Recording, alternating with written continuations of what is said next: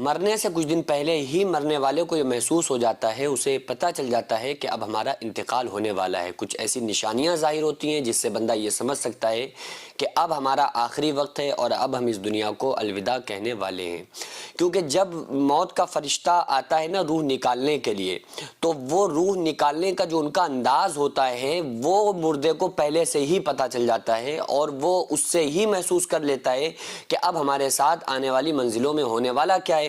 اور جب نیک بندے کی روح نکلتی ہے تو ظاہر ہے کہ بڑی آسانی کے ساتھ نکالی جاتی ہے، گناہگار کی روح بڑی سختی کے ساتھ نکالی جاتی ہے۔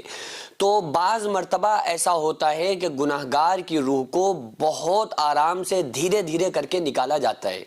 آپ نے کچھ لوگوں کو ایسا دیکھا ہوگا کہ عام طور سے بہت مرتبہ ایسا دیکھنے کو آتا ہے کہ کسی انسان کا انتقال ہوا اور اس سے 2-3 دن پہلے ہی اس کے پیر کام کرنا بند کر گئے،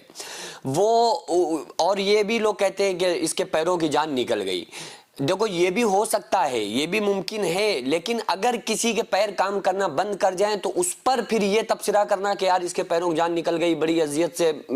یہ ہو رہا ہے، یا یہ بڑا گناہگار انسان ہے یا بڑا اچھا انسان ہے، یہ آپ اس کی تکلیفوں کو دیکھ کر آپ یہ نہیں کہہ سکتے۔ بعض مرتبہ نیک لوگوں کی جو روح نکلتی ہے وہ بڑے خطرناک طرح سے نکلتی ہے، بڑی تکلیف ان کو ہوتی ہے، یعنی کہ بڑا پریشان ہوتے ہیں، بیماریوں سے لڑتے ہیں اور بیماریوں میں مبتلا رہتے ہیں۔ تو یہ آپ کوئی انسان اچانک سے انتقال کر رہا ہے تو آپ یہ نہیں کہہ سکتے یہ اچھا انسان ہے۔ کوئی انسان گھٹ کے اگر گھسٹ کے اس کو موت آ رہی ہے، انتقال کر رہا ہے، بڑی بیماریوں اور پریشانیوں سے لڑ کے اگر اس کا انتقال ہو رہا ہے تو آپ یہ نہیں کہہ سکتے کہ بڑا گناہگار انسان ہے۔ یہ تو اللہ ہی جانے، لیکن علامات جو ہوتی ہیں کہ آقا علیہ الصلوۃ والسلام نے ارشاد فرمایا جب گناہگار انسان کی روح کو نکالا جاتا ہے تو زیادہ اگر بندہ گناہگار ہوتا ہے نا تو اس کی روح کو اس کے گھٹنوں میں روک دیا جاتا ہے اور کہا جاتا ہے کہ مزید تکلیف کا سبب بناؤ، یعنی کہ اس کی روح کو جو کھینچا جاتا ہے نا باڈی سے، جسم سے، تو سب کی چاہے وہ نیک ہو یا بد ہو، ان کی جو روح کھینچی جاتی ہے پیروں کے ذریعے سے کھینچی جاتی ہے، اور ایسے ہی کھینچتے پوری باڈی سے نکل کے سر میں آتی ہے، سینے میں آتی ہے، سر میں آتی ہے، پھر منہ کے ذریعے سے کھینچ لی جاتی ہے۔ یہ طریقہ ہے روح کو نکالنے کا۔ اب جب روح نکلتی ہے تو اس کی گناہگار انسان کی روح کو پیروں سے گھسیٹ کر بعض مرتبہ پیروں میں گھٹنوں میں روک دیا جاتا ہے، بعض مرتبہ پیٹ میں روک دیا جاتا ہے، بعض مرتبہ سینے میں روک دیا جاتا ہے، اور اعلان کیا جاتا ہے کہ مزید تکلیف کا سبب بناؤ۔ تو وہ انسان کچھ کہہ نہیں پاتا ہے پھر گھر والوں سے، وہ کہنا چاہتا ہے، وہ یہ چاہتا ہے کہ کسی بھی طرح سے ہم ان کو آگاہ کریں، ہم ان کو بتائیں، لیکن افسوس کہ وہ یہ ساری چیزیں، ساری باتیں کہنے سے قاصر رہتا ہے، اسے نہیں پتا رہتا ہے، اسے نہیں دھیان رہتا ہے، وہ نہیں کہہ پاتا ہے، وہ اس کیپیسٹی میں، اس کے اندر اتنی کیپیسٹی نہیں ہوتی ہے، اتنی اس کے اندر پاور، طاقت نہیں ہوتی ہے کہ وہ کچھ بیان کر سکے، حالانکہ وہ ساری چیزوں کو محسوس کر رہا ہوتا ہے۔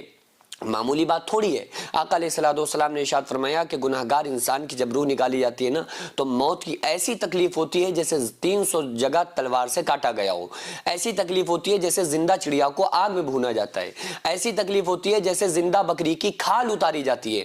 تو یہ ساری چیزیں وہ محسوس کر رہا ہوتا ہے، اور بڑا دھیرے دھیرے اس کو تکلیف دی جا رہی ہوتی ہے۔ یہ نہیں کہ ایک دم اچانک سے روح کو نکال لیا گیا، اچانک سے روح نیک بندوں کی نکلتی ہے۔ بھائی جانور ذبح ہوتا ہے نا بقرعید کے موقع پہ جانور ذبح ہو رہے ہیں، تو اگر دھیرے دھیرے اس کو ذبح کیا جائے، پہلے ایک ہاتھ کاٹا جائے، پیر کاٹا جائے، کھٹل چھری سے دھیرے دھیرے ذبح کیا جائے تو اسے بہت تکلیف ہوگی، اور ایک دم اس کو اس کی گردن اس کے جسم سے، بدن سے، اس کے تن سے، باڈی سے الگ کر دی جائے تو اسے کوئی تکلیف اتنی محسوس نہیں ہوگی۔ تو اسی طرح سے مومن بندے کی روح فوراً نکال لی جاتی ہے، فوراً کھینچی جاتی ہے۔ گناہگار انسان کی روح روک کر مزید تکلیف کا سبب اس کو بنایا جاتا ہے۔ تو وہ مرنے والا شخص پہلے ہی محسوس کر لیتا ہے کہ جو ہمارا اب انتقال ہونے والا ہے اس کو سب نظر آ رہے ہوتے ہیں، فرشتے بھی نظر آ رہے ہوتے ہیں، فرشتوں کو دیکھ لیتا ہے، اور فرشتوں جب اس کو نظر آ جاتے ہیں تو اس کے بعد اس کی زبان کو بند کر دیا جاتا ہے، پھر وہ چاہ کر بھی اپنے گھر والوں سے، عزیز و اقارب سے کچھ نہیں کہہ سکتا۔ دیکھ سب کو رہا ہوتا ہے لیکن زبان اس لائق، اس قابل نہیں ہوتی ہے، اس انسان کی یہ طاقت سلب کی جا چکی ہوتی ہے کہ وہ کچھ کسی سے سے بات کرے، پھر وہ بات کرنے کے لائق نہیں رہتا ہے۔